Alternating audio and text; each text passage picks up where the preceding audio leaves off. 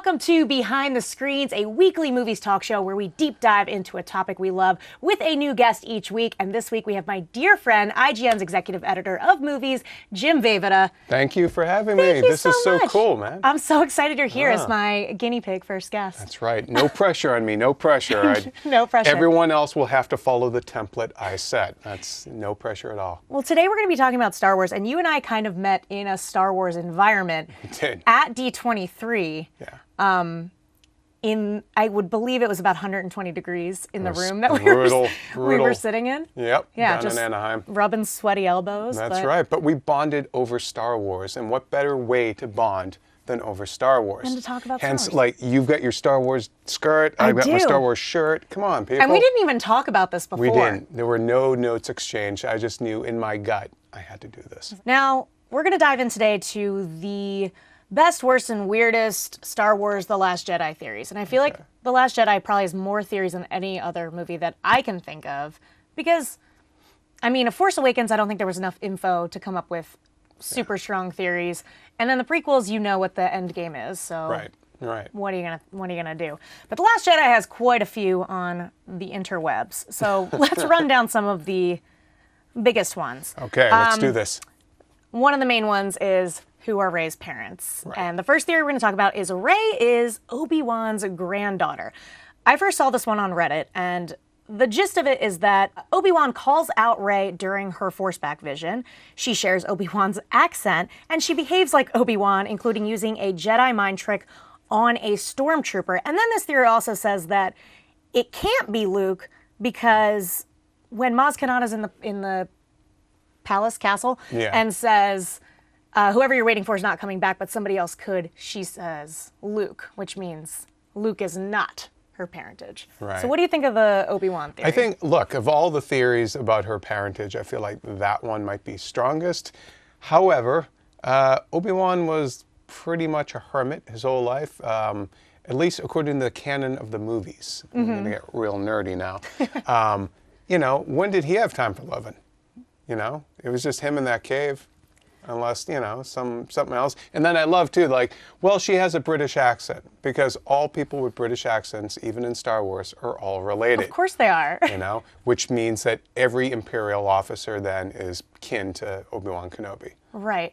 I agree with you that it's one of the stronger theories. It's probably my favorite of her parentage, if she has to be related to somebody that's currently in the Star Wars universe.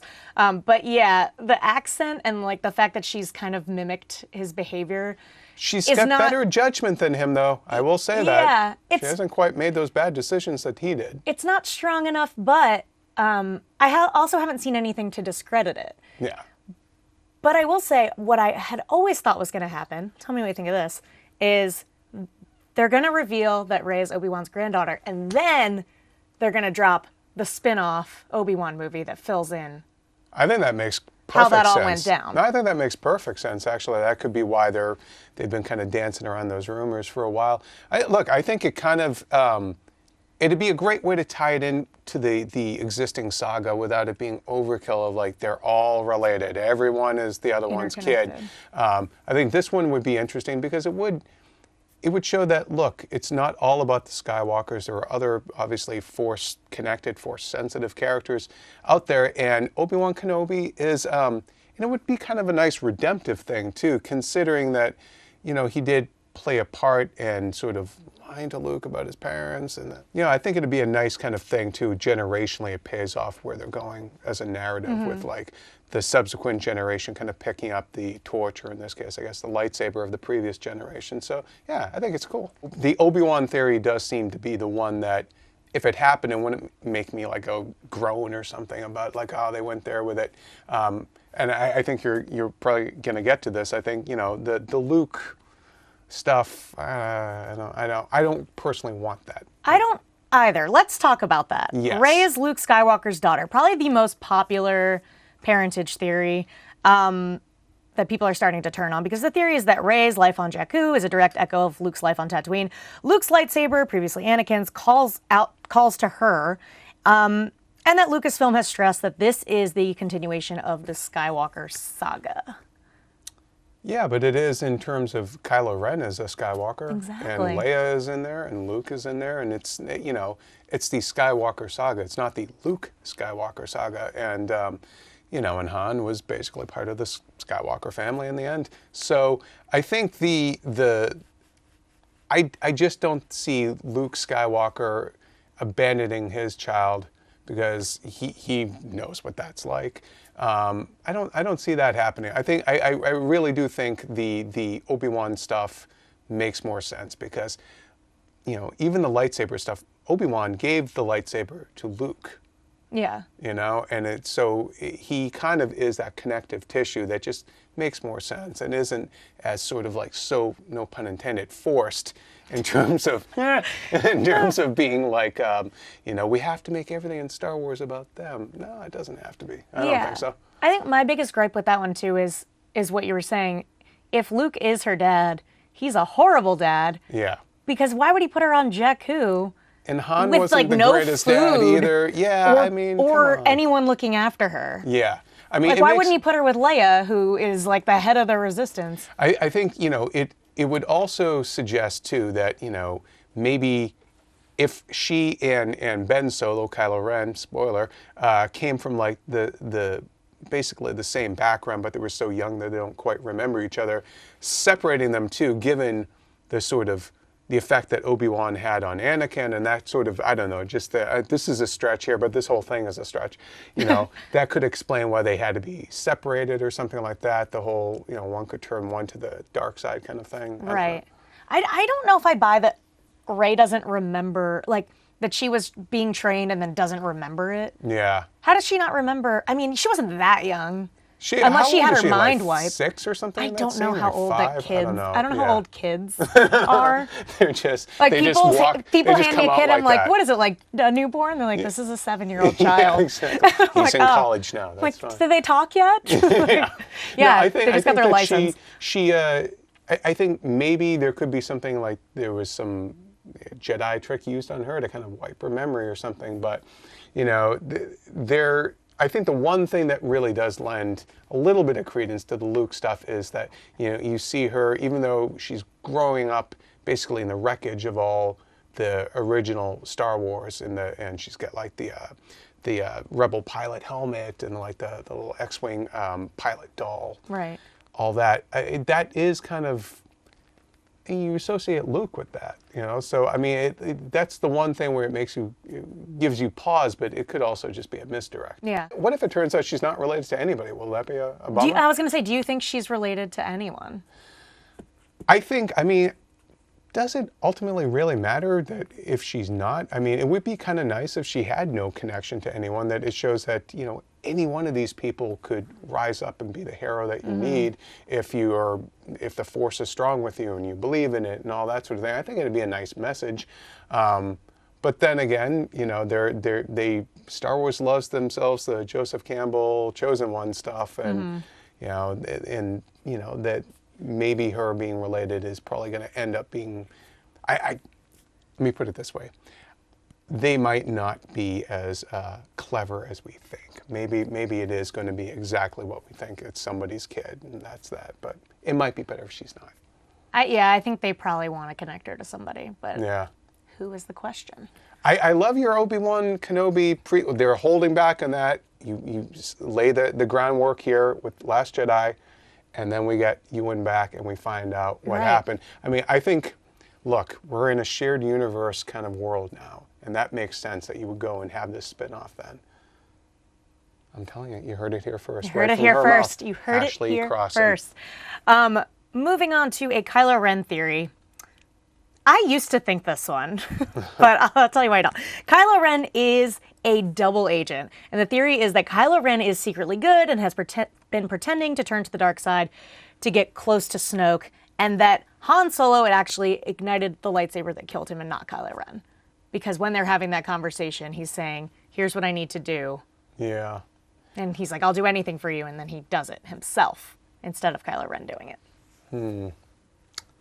No. That's what I feel like. I feel like it's no. I think that's being more clever than, I think the story, it's really about Because then narratively and thematically, it kind of robs Kylo of stuff to deal with in Episode 8 in Last Jedi. If it was just sort of an undercover mission that went awry, like it doesn't play the same way. So no, I think it's going to be, he was legit just this angry kid, got pulled to the dark side, and now has to figure out, okay, you've gone as dark as you can. Now what? Do you stay that way? Do you redeem yourself? Can you redeem yourself? It seems pretty irredeemable, but you know. I initially kind of bought this theory. Somebody said it to me. I didn't even read it. My friend said it to me one time, and I was like, that is very convincing. Yeah. But then, unless Luke is 100% in on this, it makes no sense. Like, why would Luke be a hermit and be like, it's time for the Jedi to end? One of my pupils turned on me. Yeah. And Kylo Ren is just like... And Han's dead. Damn it, we didn't bank on that one. Sorry and I killed your that. friend. And it doesn't make any sense unless they were like, we've got this crazy plan. Like, you're going to destroy the Jedi Order. Like, and then, yeah. No, I think it'd be... I just think it's more... it's more of a complicated narrative than Star Wars is known to weave. They're kind of simpler tales because they're very archetypal and mythic, and you know, myths and legends, they're not that complicated. They keep it simple because, you know, these are ostensibly meant for children and for younger folks. Nerds like us just keep them going into our later years. But no, I think it's a clever theory, but you know, it's a little too fanficky for me. Snoke theories. There are several, and basically the theories are all that Snoke is somebody that we have already met. Theories have included Darth Plagueis, Palpatine, Mace Windu, even Jar Jar Binks. There's probably more. Do you think that Snoke is someone... Jar Jar, why? Yeah. Well, I mean, it would... I get they're trying to justify Jar Jar happening, but no. Do you think that Snoke is somebody that we have already met? It's possible. I mean, you know, I didn't think that until I saw...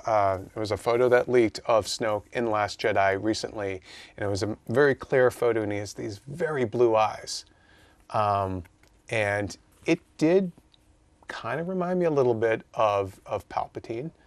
I think in his head injury and the sort of, almost like he has burns, I'm curious what sort of event would have happened, like, gee, getting zapped and then falling down a shaft. Of course, then the damn thing blew up, so good luck getting out of that. You would have had a crawling ass to a ship, all that. But I don't know. Am I not supposed to swear on this thing? Anyways. No, you're good. Swear away. But I think, you know, that's possible. I don't think it's Mace Windu. That one's wild. That's too wild. Jar Jar, nope. Jar Jar is retired now, folks. We're not dealing with him. Plagueis, I want to say that they've already maybe have said that that's not the case. Yeah. But Palpatine, I mean, it's possible. I think my favorite fan theory I've heard is one you didn't mention, which is he's the stormtrooper who banged his head. Oh. You know, I think that one, now that's a guy, look, he got injured on the job. He got a really bad settlement, and he's like, I'm going to work my way back up. I'm going to be in charge, and you're all going to pay for it now. Yeah, he got like fired after that. And yeah, he's like, oh man, you really screwed up. And like, yeah, he was on like workman's comp, an imperial workman's comp, and then they get, you know, the empire seemed to end, and it's like, what am I going to do now? You know what? I'll start my own empire. Thank you very much. And then that'll be the next standalone movie. Is just the backstory of how this all went down. What happens after you take off your helmet and you see the damage that was wrought? Oh my God. That explains everything. I just actually remembered this, that Pablo Hidalgo said that I guess in the novelization of the Force Awakens that Snoke is humanoid but not a human.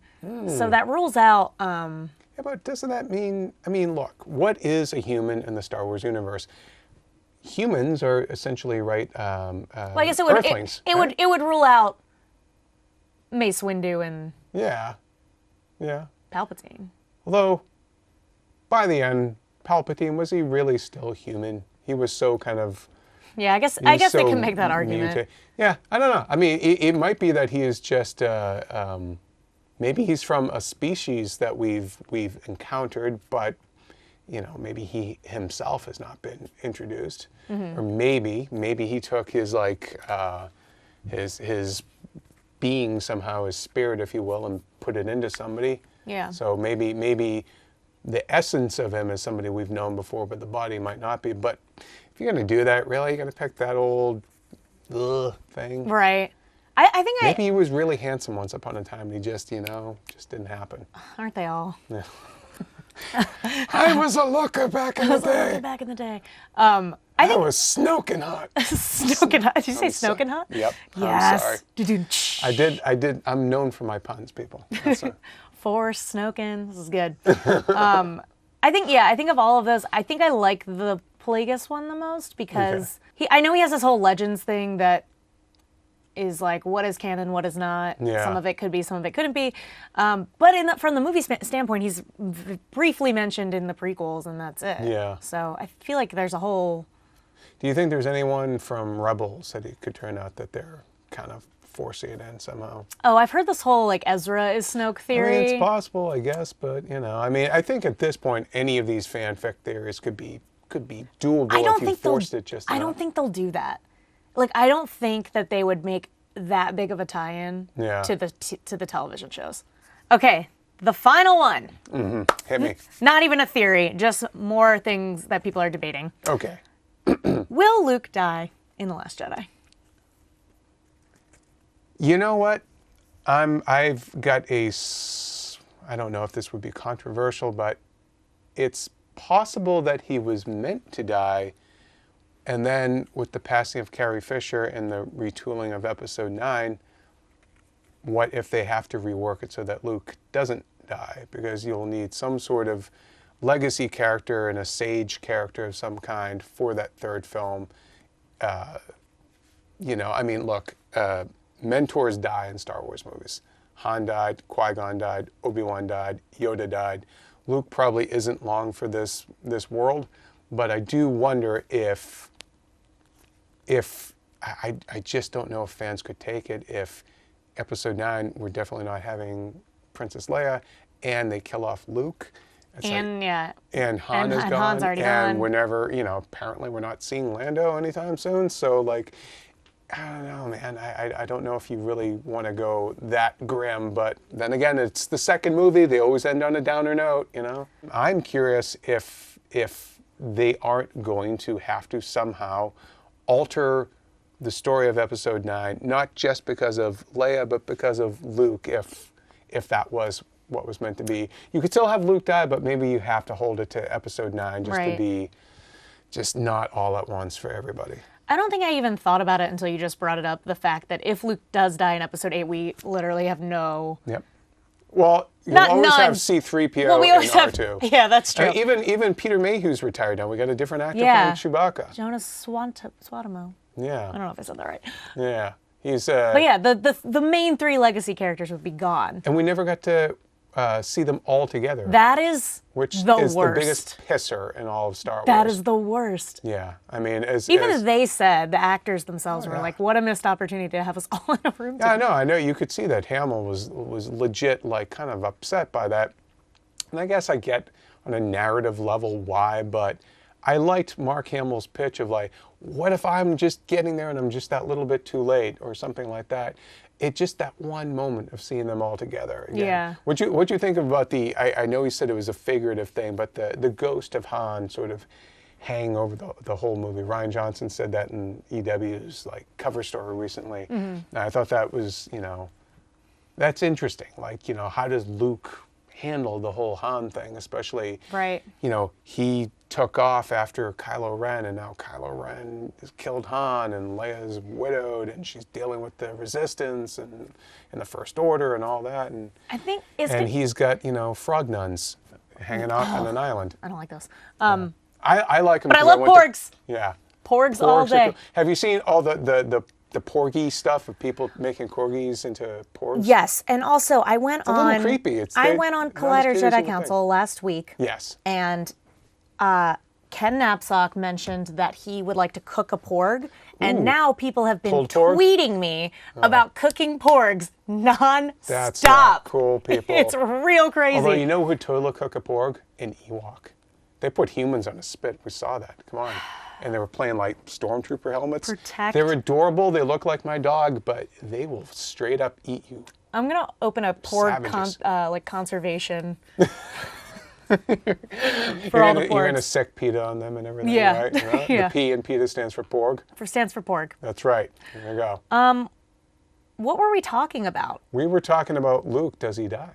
Oh, We've gone to Yeah. that. To what does a porg taste like? the ghost of Han. I would like to think they're like sweet and sour pork. No, they're kind of thing. not. How dare They you? go great with fried rice. It's Dare delightful. you?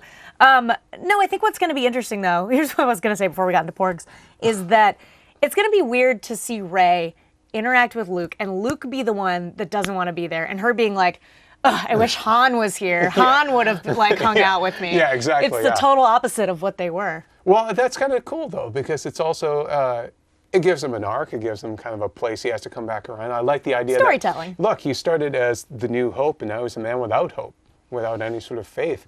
He was the one that was, you know, all about the Force and the bright-eyed, bushy-tailed farm boy that saves the day. And now he's just a curmudgeon. He's basically Clint Eastwood in Gran Torino. Yeah. But with a lightsaber. But with a lightsaber. You know, maybe not as racist, but we don't know how he treats everybody on that island. We don't know yet. He is an old man now. Maybe not as racist. Yeah. Well, hey, thanks so much for coming in. I brought everything to this show, didn't I? You know? I took it to all the places that the next guest won't go to. You know get what? it all out in the first show. You were an excellent first guest of the show. Thank you for having me. I'm I so had glad a that you were blast. here. You guys, let us know if you think any of our predictions theories are bogus, if you have that smoking gun that totally discredits everything we say, or what your favorite theory is. And Jim, let everybody know where they can see you. Oh, I'm at ign.com/movies and also on Twitter at Jim Vejvoda. And Ashley, I just want to say thank you so much for having me and break a leg on your show. Oh my God, you're the best. We're going to Thank you. shake hands. There we go. Bye, guys.